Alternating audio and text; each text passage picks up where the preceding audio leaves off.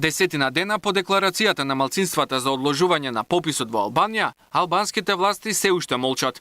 Кај западниот сосед и натаму продолжува јавната дебата за попишувањето на малцинствата. Албанските медиуми потсетуваат дека доколку некој се изрази поинаку од албанец, а при тоа нема потврда од матичната книга на родените, ќе заработи казна од $1000.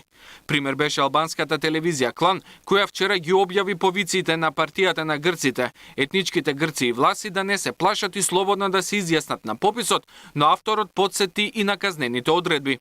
Граѓаните треба да бидат свесни за декларацијата на националноста, бидејќи во спротивно можна е и примена на казни и санкции. За македонците во Албанија, ваквите позиции на медиумите представуваат своевиден психолошки притисок организиран од албанската држава.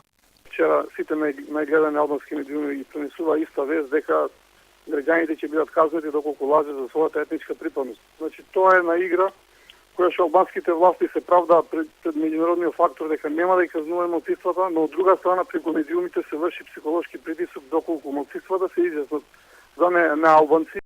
Пописите во Албанија и Македонија ќе се одвиваат безмалку паралелно и кај нас Демократската партија на албанците побара одложување на пописот за во јули идната година. Лидерот на партијата Мендух Тачи смета дека се погрешни барањата на македонското малцинство за одложување на пописот. Мислам дека е погрешен пристапот. Ако македонците и ако партиите на македонците мислат дека ќе ги решават проблемите со албанците, чепкајќи се по Албанија, тоа е погрешен пат.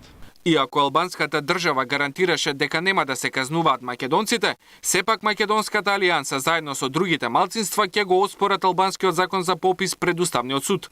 В четврток представници од партијата ќе се сретнат и со амбасадорот на Европската унија во Албанија.